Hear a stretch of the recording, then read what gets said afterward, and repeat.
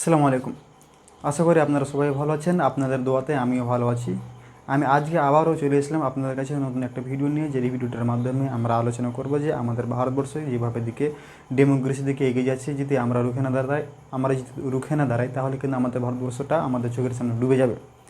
তো আমাদের দেশটাকে বাঁচানোর জন্য কিন্তু ওপর থেকে আসমান থেকে এসে নিচে আসবে না বা আপনাকে সাহায্য করবে না। আমাদেরকে নিজেকে, আমাকে, আপনাকে, আমাদের সবাইকে, আমাদের দেশকে বাঁচাতে হবে। তার জন্য আপনাদেরকে কঠোর পরিশ্রম করতে হবে। আর আমাদের দেশটা যে একটা ডেমোক্রেসির দিকে যাচ্ছে সেদিকে এগোনোর জন্য কিন্তু আপনাদেরকে প্রচেষ্টা করতে হবে। আর যদি আপনারা এটা করতে না পারেন তাহলে কিন্তু আমাদের দেশটা ডুবে যাবে, কেউ বাঁচাতে পারবে না।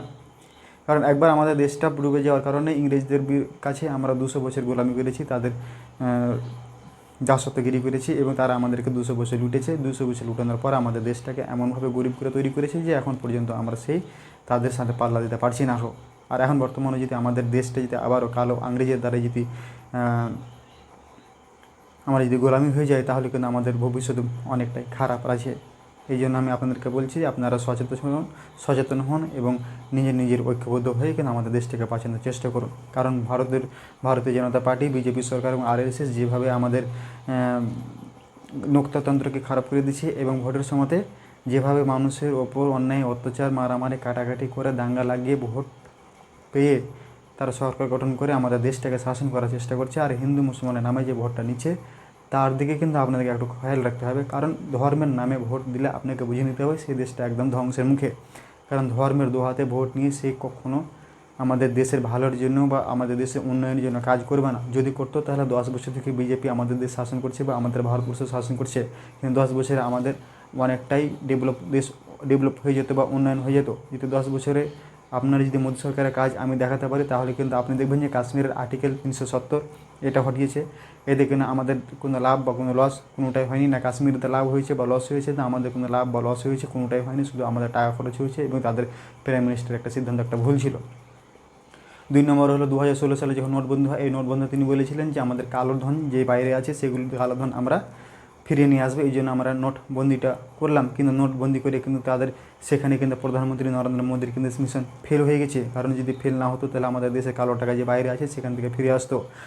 3 নম্বরটা হচ্ছে যে অযোধ্যায় বাবরি মসজিদ ভেঙে যে রাম মন্দির করার জন্য যে কোর্টে কেস চলছিল সেটাকে নিজের গায়ের জোরে একতরফা কেস মনে করে এবং সুপ্রিম কোর্টের বিচারপতিগুলোকে চেঞ্জ করে নিজের সুপ্রিম কোর্টের বিচারপতি লাগিয়ে বা তারাকে প্রেসার দিয়ে কিন্তু সেখান থেকে সুপ্রিম কোর্ট থেকে সে রাম মন্দির করার জন্য, বাবরি মসজিদ ভেঙে রাম মন্দির করার জন্য তারা নির্ণয় পাস করে নেয় এবং সেখানে বিল পাস হয়ে যায়। বিল পাস হয়ে যাওয়ার পর কিন্তু অযোধ্যাতে রাম মন্দির তৈরি করা হয় এবং সেটাকে মার্কেটিং করার জন্য 2024 সালে উদ্ঘাটন করেছিল এবং সারা ভারতবর্ষকে শুধু ওই রাম মন্দিরের দেখিয়ে তারা ভোট নিতে চাইছে। তারা বলছিল যে 500 বছর থেকে আমাদের ভগবানকে অযোধ্যাতে বন্দি করা ছিল বাবরি মসজিদের নিচে, আমরা সেই 500 বছরের ভগবানকে আমরা ফিরিয়ে নিয়ে এসেছি, তাই আমি তাদেরকে ভোট দেবো। হিন্দিতে একটা স্লোগান বেরিয়েছে যেখানে বলা হয়েছে जो राम का लाएगा हम उसी को लाएंगे।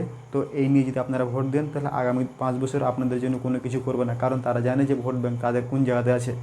ভোট ব্যাংক যদি উন্নয়নের দিকে থাকতো তাহলে তারা উন্নয়ন করার চেষ্টা করতো, কিন্তু তাদের ভোট ব্যাংক হচ্ছে মন্দির মসজিদ, হিন্দু মুসলমান, পাকিস্তান, বাংলাদেশ, এই নিয়ে তাদের ভোট ব্যাংক। তারা এই কিছু করবে আর যখনই এটা নিয়ে যখন হিন্দু মুসলমান নিয়ে যখন তারা দাঙ্গা করবে কিন্তু সারা ভারতবর্ষে তখন দাঙ্গা শুরু হয়ে যাবে, অশান্তি চারিদিকে ফেলে থাকবে এবং একে অপরের মারামারি কাটাকাটি। তাই আমি আপনাদেরকে বলছি যে আপনারা যদি ভোট দিতে চান তাহলে শিক্ষার নামে ভোট দিন, ধর্মের নামে ভোট দিবেন না। আপনার হসপিটাল এলাজ কীভাবে হচ্ছে, সুচিকিৎসা যদি করা হয় আপনাদের ছেলে বা মেয়েদের জন্য বা আমাদের জন্য, সেটার দিকে দেখে আপনারা ভোট দিবেন। বা আমাদের দেশ উন্নয়নের জন্য ভোট দিবেন। বেরোজগারি কতটুকু আছে আমাদের ভারতবর্ষে সেটা দেখে আপনারা ভোট দিবেন। কর্মসংস্থান কেমনগুলো আছে, কীভাবে তাদের চিন্তাভাবনাটা কী, আমাদের ভবিষ্যৎকে নিয়ে কোন নেতা কোন পার্টি বেশি ভাবছে বা আমাদের ফিউচারটাকে নিয়ে ভাবলার চেষ্টা করছে বা ডেভেলপ করার চেষ্টা করছে, তাদেরকে ভোট দেওয়ায় আপনারা জয়যুক্ত করুন এবং আমাদের দেশটাকে উন্নয়ন করার চেষ্টা করুন। আশা করি আমার কথাটি বুঝেছেন। ধন্যবাদ। ফের দেখা হচ্ছে অন্য কোনো এক ভিডিওতে।